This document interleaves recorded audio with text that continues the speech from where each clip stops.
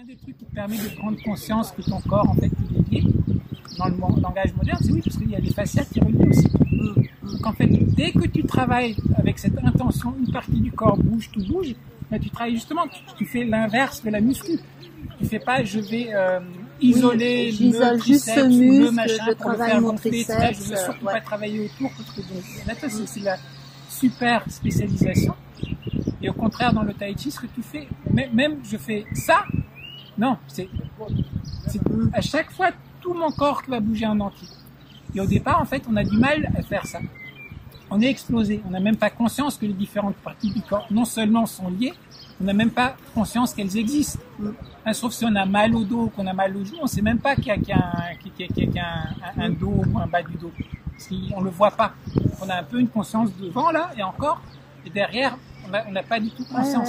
Après, ce qui se passe à l'intérieur, on n'a pas vraiment conscience.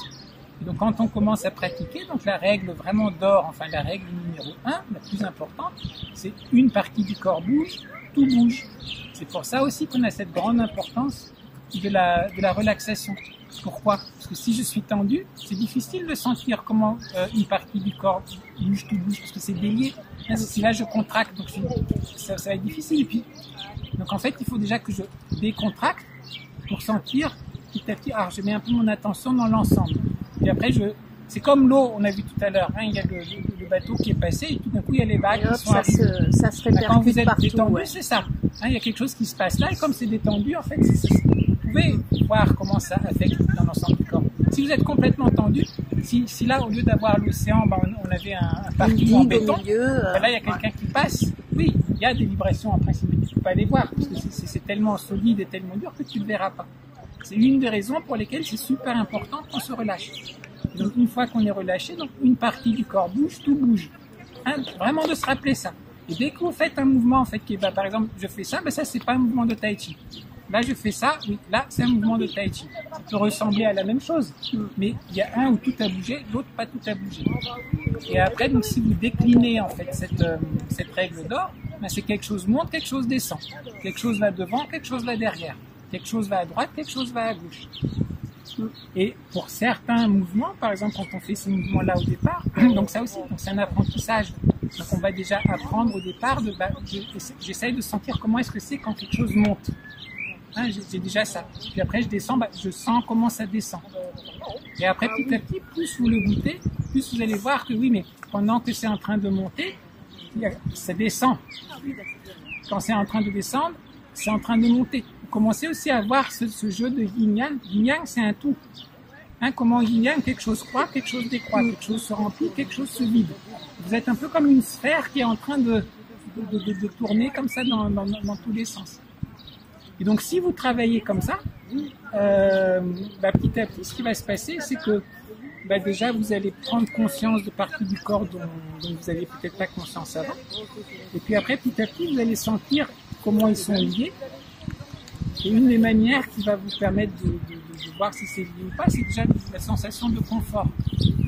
Si vous faites un mouvement et que on ne le sent pas bien, et puis ça veut dire qu'on a fait ces mouvements, par exemple, où justement on se fait mal aux épaules, parce que je fais ça, mais je tourne pas le buste. Et donc tous ces trucs-là, j'ai pas tourné le buste. Donc en fait, j'ai essayé de tourner mon bras indépendamment, et donc du coup, en fait, il me fait mal. Par contre, si j'accompagne avec tout mon buste, etc., ça va beaucoup mieux. Donc il y a une première manière de se rendre compte, en fait, d'une certaine unité, c'est par rapport à ce sentiment d'inconfort. Et donc plus on va faire les mouvements de manière, ça va devenir plus confortable.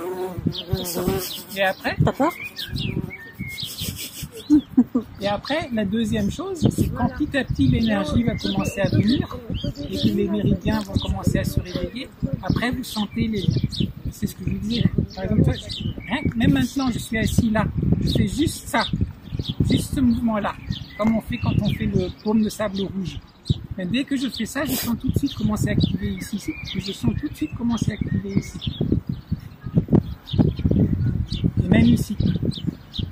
Donc rien que ça, et donc là c'est pas que moi j'essaye de faire un lien exprès, c'est juste quand vous avez pris l'habitude de travailler de manière relâchée, de mettre l'attention, de mettre cette intention aussi de toujours bouger comme une unité, Mais après, petit à petit, vous allez faire un mouvement et tout de suite, je fais ça, là j'ai tourné le petit doigt, je sens tout de suite comment ça travaille là derrière. Donc vous sentez comment un mouvement, entre guillemets, qui à première vue n'a rien à voir, est en train de faire des choses dans l'ensemble de votre corps. Donc plus vous sentez après comment ça circule, plus vous avez une autocorrection, entre guillemets, c'est comme si vous aviez de l'eau qui coule et elle va à un certain endroit. Et donc en fait, vous suivez l'eau. L'eau est tellement puissante que vous suivez l'eau. Donc même s'il y avait une rigole qui était faite comme ça, mais elle va passer par-dessus parce que ça l'intéresse pas parce que c'est pas son mouvement naturel. Et donc, pour revenir à la question de départ, donc, oui, les fascias deviennent très à la mode, etc. Mais à la base, oui, parce qu'on a tellement mis l'accent sur on décompose tout. Alors que dans le travail chinois, c'est toujours l'unité qui était prédominante. Donc tout le travail en fait sur les fascias, quelque part, il est implicitement inclus